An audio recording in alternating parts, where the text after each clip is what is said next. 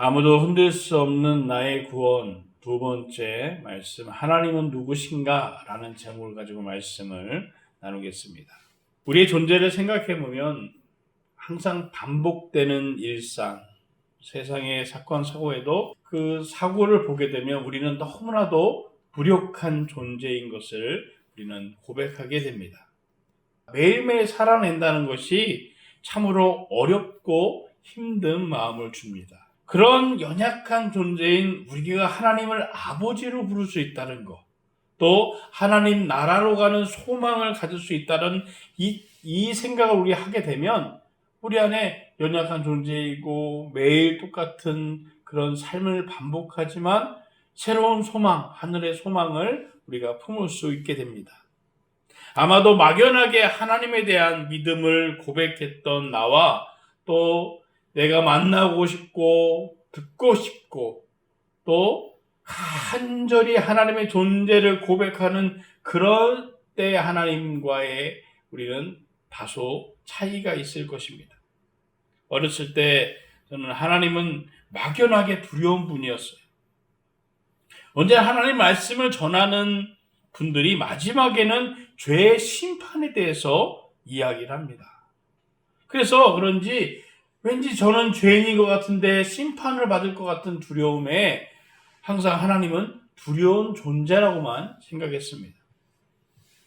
왜냐하면 제 삶이 완전히 죄에서 벗어날 수 없는, 자유로울 수 없는 환경이었기 때문에 더더욱 하나님은 두려운 분이었습니다.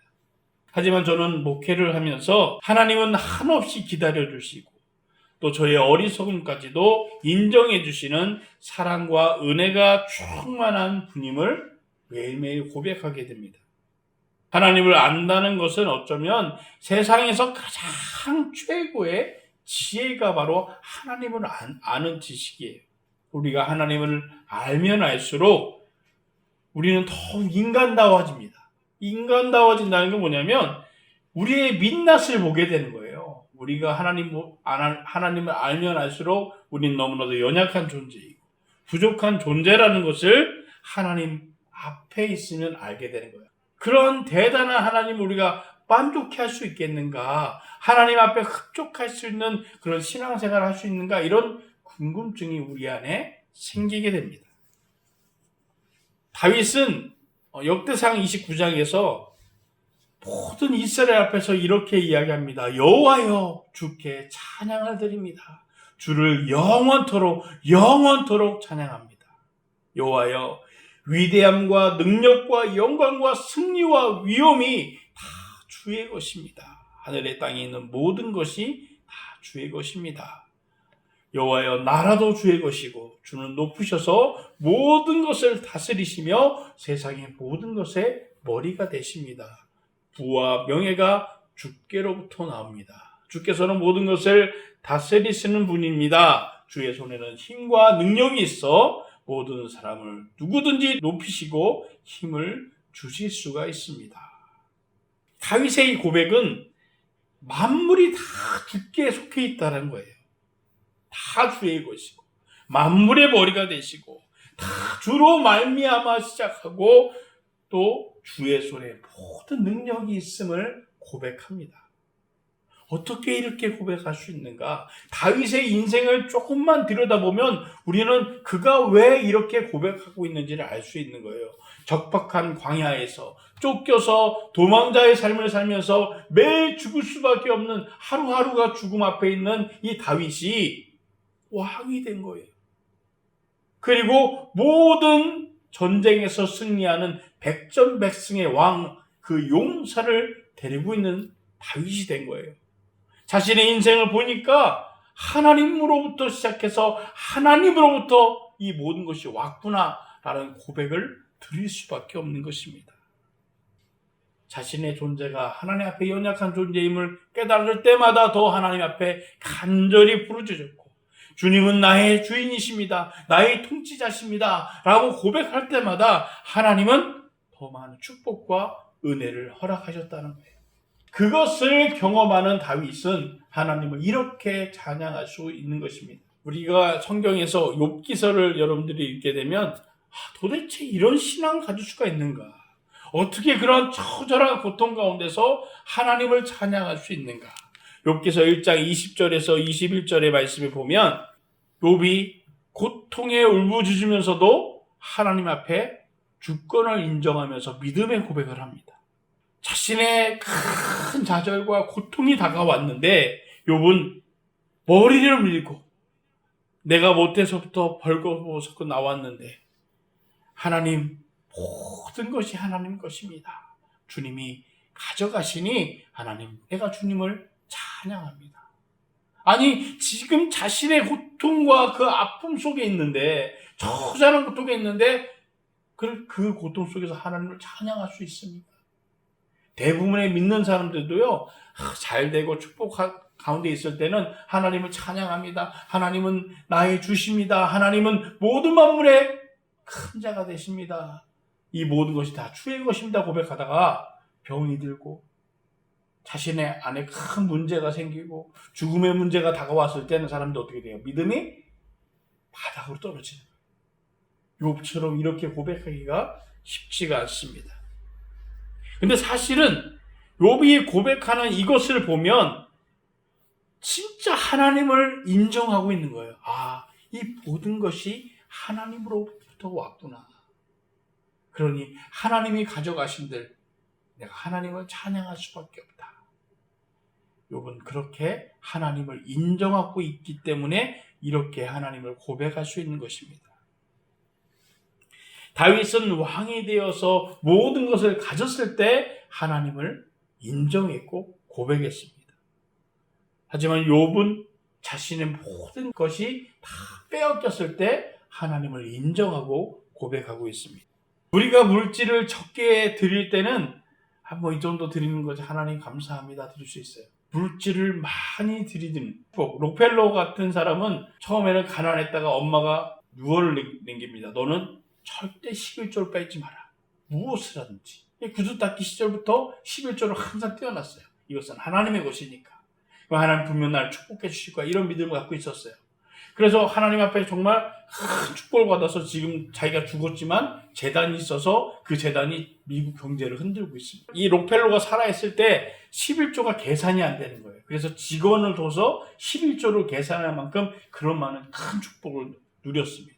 이렇게 사람이 작은 것을 갖고 있을 때는 뭐 적은 걸 드릴 때는 하나님 감사합니다. 이거 볼 수 있어서. 그런데 점점점 많아지면 사람들이 드릴 수가 없어요. 우리 반증에 적게 벌어서 드린 거나 많이 벌어서 그 중에 일부분을 드린 거나 잘 많이 벌어서 드린 게 더 낫잖아요. 많이 가지게 되면 결국은 그것에서 다 무너지게 됩니다. 단위가 올라갈수록 하나님의 것이 아니라 자신의 것이라고 생각해요. 그런데 다윗은 어떻게 돼요? 더 많이 가질수록 더 명성이 사람들 앞에 올라갈수록 다 주님의 것입니다. 다 주의 것입니다. 이렇게 고백하는 것은요, 자신의 삶 가운데 하나님을 인정하고 있기 때문에 그렇게 고백할 수 있는 것입니다. 어떻게 이럴 수 있을까? 욥은 처절한 고통에서 다윗은 대단한 것을 갖고 있으면서도 하나님을 인정하고 하나님께 다 드릴 수 있다라고 고백할 수 있는 이러한 신앙의 힘은 어디서 나올까? 이제 우리가 주께 감사드립니다. 주의 영광스러운 이름을 찬양합니다. 하나님이 누구신지를 알았다는 거예요. 하나님이 누구신지를 깨닫는 순간 욥처럼 다윗처럼 이런 하나님의 축복 가운데 처절한 고통 가운데서도 하나님을 인정하게 되는 것입니다. 하나님을 하나님 되심으로 인정할 때 우리는 그의 합당한 태도와 행동을 하게 되는 것입니다. 그렇지 않고 여전히 모든 것을 내 것으로 고백하는 순간 하나님께 영광 돌리지도 않지만 하나님의 그 많은 영광 돌릴 만한 축복도 주시지 않습니다. 하나님 앞에 연약한 믿음이지만 하나님 앞에 영광 돌리는 믿음만 가지면 되는데 왜 이것을 하지 못할까? 그것은 하나님을 제대로 알지 못하기 때문입니다. 하나님은 누구신가? 하나님은 어떤 분인가?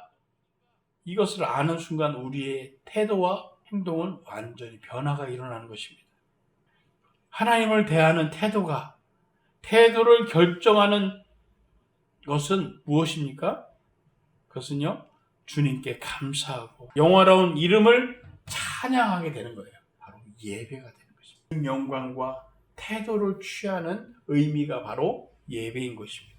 정말 하나님을 만물의 주인으로 섬기고 그 하나님을 정말 나의 주라고 고백하는 것이 바로 예배라는 거예요.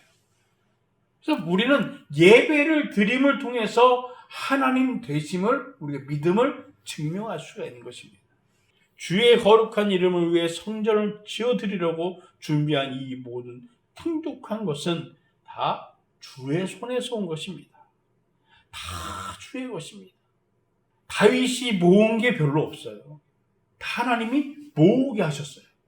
전쟁에 승리하게 하시고 싸들고 와서 다윗에게 바쳐진, 역대상에 쭉 보면 다윗이 이것을 준비할 때 하나님이 준비하게끔 적과 전쟁에서 승리하게 하시고 사람들이 곡물을 들고 막 오는 거예요.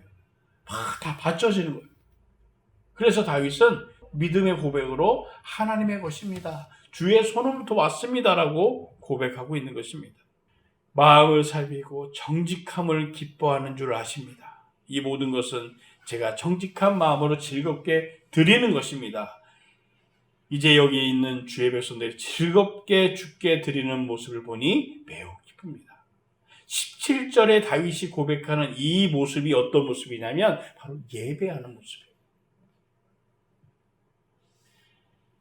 하나님께 드려주신 그 예물을 하나님께 드림으로 하나님을 만물의 주인이라고 증명하면서 내 모든 것을 드려서 헌신하는 마음이 어떤 마음을 드렸냐? 기뻐하는 마음, 즐거워하는 마음.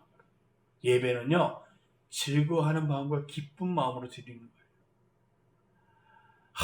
예배 안 가면 뭔가 막 저주가 임할 것 같고, 예배 안 가면 뭔가 껄쩍지근하고, 예배 안 가면 막 사단이 나를 막 그때부터 막 공격할 것 같은 이런 두려운 마음으로 드리는 것이 아니라 정말 하나님은 만물의 주십니다. 하나님께서 나를 지켜주셨군요. 하나님 우리 가정을 한 주간 지켜줘 너무나 감사합니다. 이런 마음을 가지고, 즐거운 마음을 가지고 기쁜 마음으로 드려지는 것이 바로 예배라는 것입니다. 우리 안에 하나님께 마음과 시간과 예물과 달란트를 드리기를 원하지 않는 마음으로 드리는 것은요, 하나님 만물의 주인이라고 고백하는 사람이 아니라는 거예요. 억지로 드려진 사람은요, 분명 그 억지스러움을 통해서 악한 모습들이 나타나는 거예요. 그러면 하나님은 어떤 분이신가? 어떤 품성을 갖고 계시는가? 시편 90편 2절의 말씀을 보면 하나님은 영원, 세상을 만들기 전부터 영원부터 영원까지 계시는 분이 바로 하나님이라는 거예요. 하나님은 영원하신 분이라는 거예요. 영원부터 영원한 하나님이 우리와 함께 계신다는 거예요. 내가 열심히를 할 때, 내가 뭔가 가지고 있을 때가 아니라 내가 믿음을 고백하는 그 순간부터 죽은 이후에까지도 계속 영원히 함께 계신 분이 바로 하나님이라는 거예요. 또 하나님은 어떤 분이십니까? 내가 볼 수 없는 그 은밀한 곳에 모든 것을 보고 계시는 분이 하나님이라는 거예요. 왜 하나님 앞에 우리가 있어야 되냐면, 하나님 앞에 있습니다 라고 해야 하나님이 날 짠 나타나서 있는 것이 아니라 내가 은밀한 가운데서 있을 때도 하나님이 다 보고 계시는 거예요. 우리가 인정하지 않지만 주님은 언제나 우리와 동행하시는 분이 바로 하나님이라는 것입니다. 그래서 그 하나님은 은밀한 죄도 다 아시고, 또 우리의 연약함과 우리의 억울함과 우리의 고통까지도 다 이해하시는 분이 하나님. 우리가 어떤 사람에게 나를 설명할 때는 참 불편해요.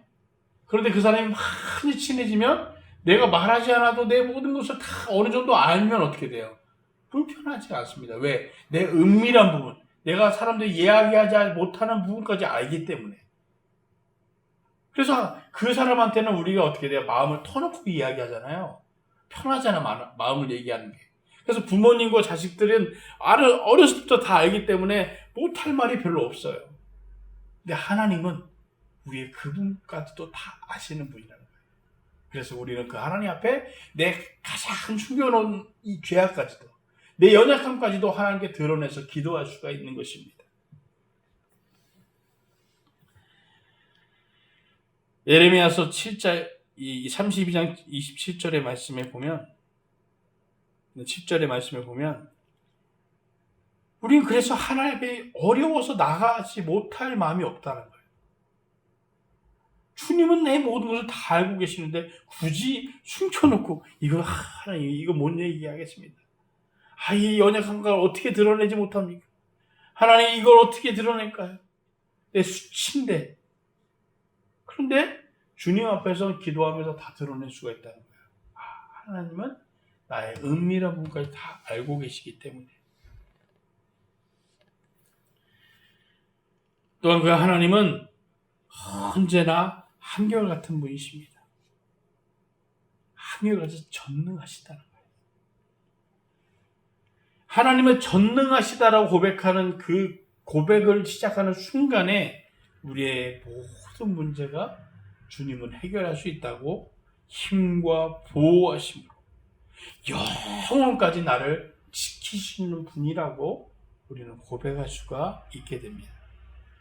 온갖 좋은 선물과 온갖 좋은 은사 다 주님으로부터 온다는 거예요. 다 주님으로부터 오기 때문에 그 하나님은 여전히 변함도 없이 내가 기도한 모든 기도에 응답하시고 함께 도와주신다는 것입니다. 언제나 한결같은 분이에요. 내가 믿음이 없어서, 때로는 하나님을 멀리하고, 내가 세상이 좋아서 있어도 내가 그 고백하고 하나님께 예배드렸던 것, 하나님이 기뻐하셨던 그 마음을 버리지 않는 거예요. 세상의 다른 것들은요, 어떻습니까? 내가 잘해야만 잘할 수 있는 거예요. 친구도 그렇습니다. 자녀도 그래요. 정말 나를 뼛속같이 알고 있는 형제들도 똑같아요. 내가 잘해야 잘하는 거예요. 그런데 내가 못하면 어떻게 됩니까? 당연히 못하죠. 그런데 하나님은 어때요? 내가 못해도 날 기다려 주시는 거예요. 내가 능력이 없어도 하나님은 기다려 주십니다.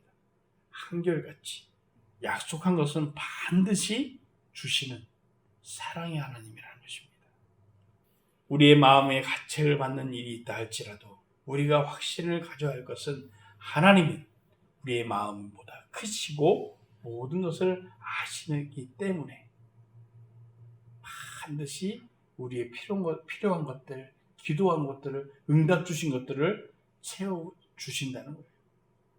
하나님이 속이 막 밴댕이 속았다시 같아서 너 나한테 이렇게 해갖고 나는 절대 너한테 주지 않아, 이러지 않는다는 거예요. 기도에 응답을 주시면 내가 연약해도 부족해도 주님이 반드시 그 약속을 주신다는 것입니다. 우리가 전능하심, 대단한 능력이 있다는 걸 알겠는데 그런 전능과 전지는 차이가 있다는 거예요. 그 전지하심을 통해서 주는 은혜가 뭘까요? 전지하시다는 것은 우리의 마음과 고통을 이해하시는 분이에요. 왜 그런지, 왜 연약한지 우리의 중심을 보고 계시기 때문에 우리의 숨겨둔 죄, 위선까지도 다 알고 계시는 분이기 때문에 우리를 이해하신다는 것입니다. 이게 하나님의 전지하심이에요. 오래전부터 우리에게 나타나서 내가 영원한 사랑으로 너를 사랑했기에 내가 인애로 너를 이끌었다. 영원한 사랑으로 우리를 사랑했다. 바뀌거나 막 올라갔다 내려갔다 잘할 때만 잘하는 그런 사랑이 아니라 영원한 사랑. 어쩌다 예수 믿었습니까? 어쩌다 교회 나왔습니까? 할 일이 없었어요. 그것은 우리 생각이에요. 어쩌다 나오는 것은 없어요. 하나님이 영원부터 우리를 사랑하셔서 인애함으로 우리를 이끌어내셨다는 거예요. 하나님의 사랑은 하나님의 사랑하는 백성들에게 변함없는 사랑, 영원한 사랑, 오래 참는 사랑, 인자하심의 사랑으로 우리를 바라보고 계시고 도와주신다는 것입니다. 시편 기자는 이렇게 이야기합니다. 하나님은 죄악에 따라 우리를 벌하지 않는 분이시다. 우리의 체질을 아심으로 우리가 연약한 지금의 신앙이 거기밖에 안 되는 거 아신다는 거예요. 그래서 오히려 신앙이 저거밖에 안 되는구나 불쌍히 여기면서 오히려 축복해 주시고 복으로 인도해 주시는 거예요. 어린아이한테 쓴 약 먹여보셨죠? 그 아이가 쓴 약 먹으면 막 혼을 내면서 이거 안 먹으면 그러면 그 아이가 트라우마가 생겨 나중에는 아예 먹는 것조차 안 먹어요. 달래가면서 사탕 사줄게, 너 뭐 해줄게. 자꾸 시면 어떻게 돼요? 쓰지만 입도 생기면 저걸 내가 가질 수 있으니까 어떻게 돼요? 어린아이지만 꾹꾹 먹어요. 하나님도 똑같다는 것입니다. 우리의 신앙이 연약하면 연약할수록 하나님은 우리에게 축복과 평안한 길을 주세요. 연약하니까 그때부터 매질을 하면서 강해져야 된다. 자꾸 그러니까 그런 생각을 하는 사람들이 어떻게 돼요? 왠지 이런 이단이나 다른 종교에 있다가 교회에 오면 뭔가 막 자유한 거예요. 뭔가 막 하라고 요구하지도 않아요. 그러니까 교회는 왠지 심심하다 이렇게 이야기하는 사람들이 있습니다. 그런 강함에 길들여 있다가 결국 이단에 빠져드는 거예요. 이단은 강하게 처음에는 사랑합니다 하고 이야기하지만 좀 더 깊이 들어가면 어떻게 됩니까? 강하게 채찍질합니다. 당신이 이거 외우지 않으면 지옥 가! 막 이렇게 얘기하는 거예요. 그러니까 맹종을 하기 시작하는 거예요. 사람들이 교회 오면 이런 얘기를 이야기합니다. 너무 깊이 빠져들지 마. 너무 광신자가 되지 마. 이런 얘기를 하잖아요. 교회는 광신자가 될 수가 없어요. 왜? 자유로우니까. 광신자가 되는 이유가 뭡니까? 뭔가 강하게 푸시하거나 이거 안 하면 당신 축복 못 받아 이렇게 막 푸시하면 어떻게 돼요? 그것 때문에 못 받을까 봐 막 거기에 매달리는 거예요. 맹종하게 되는 거예요. 오히려 왜 사람들이 교회 안에서 열심을 내거나 자신의 생활을 시간을 바치게 되냐면 이거 바친 것보다 더 많은 것을 하나님 주시기 때문에 그게 너무 기쁘니까 어떤 사람에게 돈을 꿔줬는데 그 사람이 이자를 막 30% 40% 주면 어떻게 될까요? 뭐 그런 거는 세상에 존재하지 않습니다. 대부분 6개월 만에 사기꾼인 걸 알게 되죠. 근데 만약에 진짜 착한 사람이어서 막 돈을 너무 잘 벌어갖고 내가 100만 원 꿔줬는데 130만 원 준다. 그러면 어떻게 될까요? 그 사람한테 계속 꿔주게 되는 거예요. 번 대로 꿔주게 돼요. 왜? 내게 이득이 있으니까. 왜 사람들이 교회는 자유로운데 교회에 열심을 내느냐? 내니까 내가 더 많은 축복을 받으니까 그런 거예요. 하나님 우리의 체질을 아시기 때문에. 우리의 신앙이 어느 정도 올라가는데도 여전히 어린아이처럼 굴면요. 그냥 거기서 멈춰지는 거예요. 아니 이제는 베풀 때가 됐는데 이제는 사람들을 좀 케어하고 도와줄 때가 됐는데 여전히 아이처럼 나 좀 사랑해줘. 나 좀 도와줘. 그러면 하나님이 주었던 은혜를 점점 지켜주지 않게 됩니다. 오히려 받은 것에 더 감사하고 영광을 돌리면 더 많은 것으로 채워주시는 거예요. 우리가 아직 죄인 되었을 때 우리가 하나님의 제자, 예수님의 제자가 되었을 때 우리의 죽으셨다는 게 아니라 우리가 죄인 되었을 때는 이 무슨 말이에요? 죄의 속 안에 있었을 때 우리를 위해 죽으심으로 우리가 그분의 사랑을 먼저 받았다는 거예요. 십자가에 먼저 돌아가심을 통해서 우리에게 먼저 그 사랑, 베푼 사랑을 통해서 우리가 하나님의 선 안에 있는 행하는 삶을 살게 됐다는 거예요. 대부분 사람들이요, 착한 사람들이 잘 사람들한테 어울리는 사람들이 주님 앞에 오는 경우가 많이 없습니다. 아니 왜 저 사람은 예수 믿을 만한 사람들이 교회에 오지 않을까? 악했던 사람들이 교회에 와서 변해서 착하게 변하는 사람들이 대부분 있어요. 먼저 사랑을 듬뿍 받았기 때문에 이 사랑이 내 사랑으로 하는 것이 아니라 하나님이 채워진 사랑 때문에 세상에 전하게 되는 것입니다. 자신이 착하게 막 노력하고 사람들 베푸는 사람들 이런 사람들은 고집스럽게 내가 이렇게 잘 사는데 내가 이렇게 선하게 하는데 이런 고집 속에서 절대로 주님 앞에 나오지 못하는 거예요. 결국 그 사람들은 사람들 눈앞에선 선하게 보일지 모르지만 그 뒤에는 악함이 존재한다는 거예요. 우리가 요즘에 뉴스를 보면 그런 일들이 많이 있잖아요. 그 사람이 되게 착한 사람이었는데 알고 보니까 딴 데서 악을 행하던 사람들. 절대로 세상에 선이 존재하지 않습니다. 자신의 스스로 선을 행해도 채워지지가 않는 거예요. 이걸 끄집어내면 내 안에 사랑이 충만해서 끄집어내야 되는 거예요. 연예인들 보세요. 기부하고 막 해도 그 안에서 악한 일들을 하는 사람들이 많이 있습니다. 세상에 선을 행한다는 것은요, 내 안에 채워져야 할 수 있는 거예요. 먼저 하나님이 주신 사랑이 내 안에 충만할 때 나눠줄 수가 있다는 것입니다. 내가 주님의 사랑 안에 있게 되면 악에서 돌아서서 선을 행하십시오. 그러면 이 땅에서 영원히 살 것입니다. 이 땅은 어떤 땅이에요? 선을 행하는 땅이 그냥 우리가 사랑하는 땅이 아니라 하나님 나라를 이야기하는 것입니다. 정말 축복과 은혜가 있는 그 삶이 영원한 삶으로 이어진다는 것입니다. 하나님은 공의를 사랑하시고 그분의 성도를 저버리지 않습니다. 그분은 영원히 보호받으나 악인의 우선은 끊어질 것입니다. 결국 세상의 선은 무엇입니까? 하나님 안에 있는 거예요. 하나님께 영광을 돌리는 것이 세상에 선을 행할 수 있는 방법이라는 것입니다. 하나님은 십자가를 통해서 하나님의 공의를 보여주셨어요. 예수 그리스도의 죽음을 보시고도 외면하실 정도로 안타깝지만 대신 죄를 지을 분이 이 땅에 존재하지 않는 거예요. 어쩔 수 없는 십자가의 고난을 예수님이 치게 만드셨다는 것입니다. 하나님이 얼마나 우리를 사랑하시는가를 보여주고 있는 거예요. 하나님은 반대로 죄를 미워하시는 분이라는 거예요. 우리가 하나님의 공의를 이해하지 못하는 성도는요, 사랑을 과대평가하면 사랑을 핑계 삼아 웬만한 죄를 두려워하지 않습니다. 내가 하나님께 용서를 받았는데 기도하면 다 용서받는 거예요. 이건 사랑을 과대평가한 거예요. 또 하나님의 사랑을 과소평가하면 하나님의 사랑을 받아들이지 않는 거예요. 이 하나님 주시는 용서와 이 감격을 경험할 수 없는 거예요. 하나님의 사랑은 나의 그 죄를 용서할 수 없다. 정말 죄악 가운데 있는 나를 어떻게 용서할 수 있는가?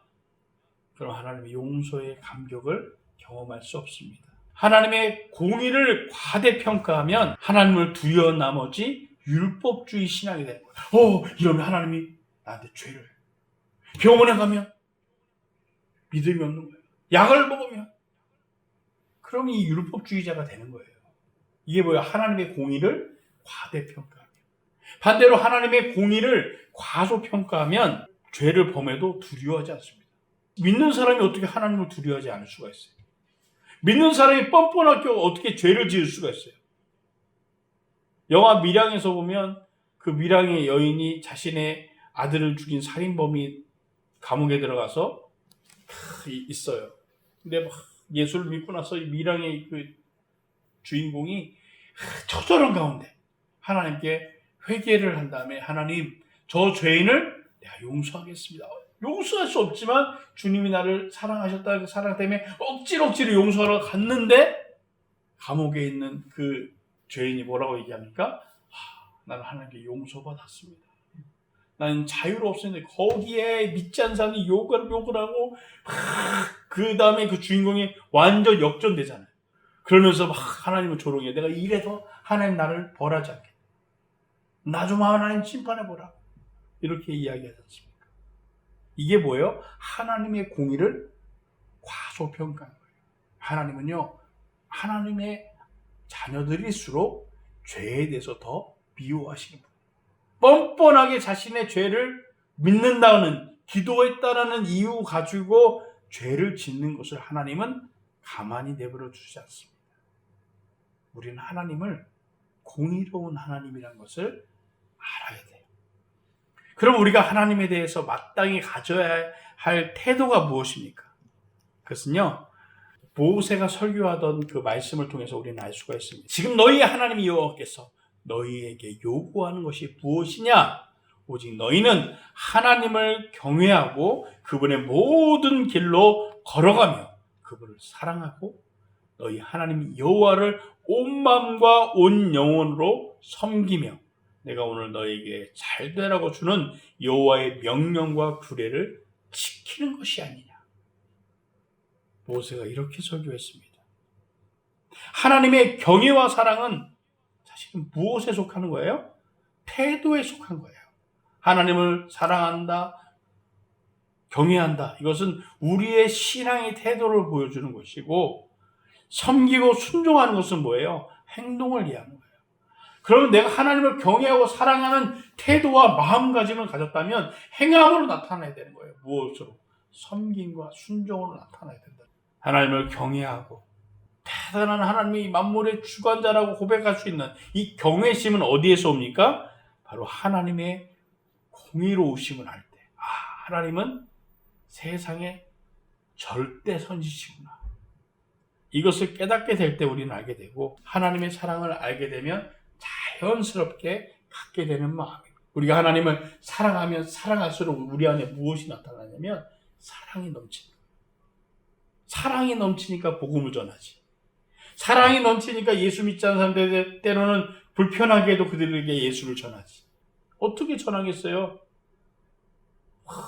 저 사람이 나한테 뭘 줬다고. 조롱하는데 거기서 복음을 어떻게 전하겠습니까? 예수님은 신명기 6장 4절에서 5절의 말씀에 이 모세 설교를 인용하면서 마음을 다하고 뜻을 다하고 힘을 다해서 너의 전 인격적으로 하나님을 사랑하라고 가르치셨습니다. 너희가 정말 하나님을 사랑한다면 하나님의 말씀을 지키는, 계명을 지키는 사람이 되어야 한다.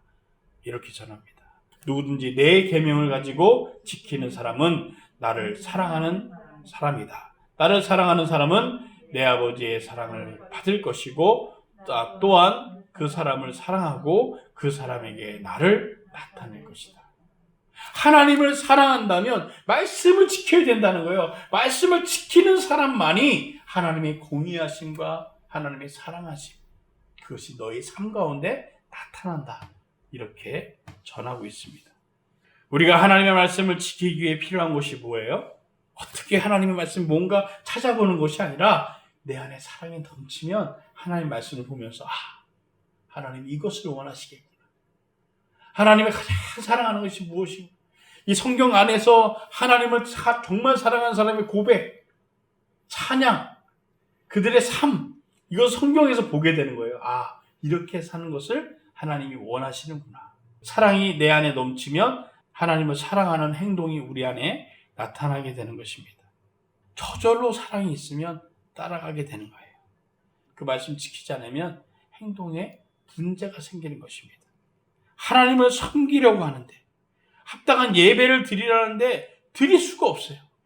어떻게 예배를 드려야 할까? 어떻게 예배를 드려야 되는가? 이렇게 전하고 있습니다. 여호와께 기뻐 노래 부르자. 또 하나님께 감사하자. 그분 앞에 와서 즐겁게 소리 높여 그분을 찬양하자. 앞에서 엎드려 절하자. 이거 진짜 엎드리라는 소리가 아니에요. 경배하는 마음. 하나님 영광 받아 주십시오. 손 올리세요. 손 내리세요. Put your hands up. 손 올리는 게 아니라 찬양하다 보면 하나님 영광 받아 주십시오. 나의 연약함. 이렇게 나와야지. 여러분 손 올리고 찬양합시다 해서 손 딱 올려놓고 팔 아파. 왜 팔 아플까요? 억지로 올렸습니다. 하나님께 경배하는 마음은 진정 내 모습을 하나님께 올려드리는 이 찬양의 가사처럼 즐겁게 기쁘게 드려지는 예배가 하나님이 받으시는 예배. 또 이렇게 이야기합니다. 지으신 여호와 앞에 무릎 꿇자. 제가 신경통이 있어서 무릎이 안 되네. 진짜 무릎 꿇으라는 소리가 아니라 하나님 앞에 섬기라는 뜻이에요. 나의 모든 고집, 아집, 방법, 경험들 다 내려놓고 하나님의 말씀 가운데서 내가 원하시는 마음 이끌어 가신다면, 깨닫게 하신다면 거기에 복종하는 것을 이야기합니다. 하나님, 이제 내 방법이 아니라 주님의 방법 따라 살겠습니다. 순종을 이야기하는 것입니다. 예배는 하나님 앞에 나아가서 기쁨으로 찬양하고 엎드려 경배하며 하나님 영광 돌리며, 그리고 그 예배 안에서 만남의 축복. 정말 주님과 만나는 축제의 장이 되는 것이 바로 예배입니다. 막 뻥뻥 터지고 야 여러분 막 춤추고 이게 축제가 아니라 나와 주님과의 만나는 축제. 내가 한 주간 살면서 고통과 나는 왜 이렇게 어려울까? 나는 왜 이렇게 우울하지? 이런 삶 가운데 있다가 주님을 만나고 소통하고 예배하고 말씀을 들으면서 주님은 나와 동행하시는구나. 교회가 축제가 되지 않아도 내가 하나님과 만나는 그 시간이 축제 시간이 되어야 한다는 것입니다. 불편하거나 짜증내거나 어려운 것이 아니라 하나님께 예배 드리는 시간은 예배가 밝아야 돼요. 그래서 교회들 보면 불을 막 환하게 켜놓잖아요. 그냥 환하게 켜는 게 아니라 진짜 예배는 밝아야 돼요. 어두침침하고 깜깜해서 여기만 불 딱 켜놓고 그것이 아니라 정말 하나님께 축제로 예배드리는 그 예배는 밝아야 합니다. 또 예배는 축제처럼 기쁨이 즐거움이 있어야 합니다. 하나님은 누구신가? 라는 질문을 오늘 본문 안에서 전했습니다. 우리는 어떻게 대답할 수 있습니까? 내가 참된 예배자로서 드릴 수 있는 거예요. 하나님. 주님은 나의 예배를 받으시는 분이십니다. 오직 하나님은 한 분이시고 이 땅에 어떠한 신과도 비교되지 못하는, 그래서 하나님 외에 다른 신들은 다 우상이 되는 거예요. 하나님만 참 신이니까. 이 땅의 창조자시고 섭리자 되시고 통치자 되십니다. 그래서 그 하나님께 경배하고 감사하고 사랑하고 순종하는, 우리가 하나님을 점점 더 많이 알아갈수록 우리 삶에 무엇이 나타나냐면 겸손해지는 거예요. 하나님은 이런 분이시구나. 그리고 그 악한 세상에서 그 하나님이 내 편이 되신다는 거예요. 이 놀라운 축복을 매일매일 경험하는 거예요. 그것이 하나님이 내 편이 되신다는 말이 뭐냐면 그 편이 되시는 순간에 내 안에 용기와 힘이 넘치게 되는 것입니다. 우리가 바로 하나님을 알 때 우리의 믿음은 누구도 흔들리지 않는 그런 믿음이 됩니다. 구원의 확신이 생기는 거예요. 우리가 한 주간도 우리의 믿음이 흔들리지 않는, 나의 구원이 흔들리지 않는 확실한 믿음의 고백을 통해서 하나님을 경험함을 통해서 예배를 점점 더 즐겁고 기쁘게 드려지는, 하나님께 영광 드려지는 예배를 드리는 저와 여러분 되시기를 주의 이름으로 축원합니다.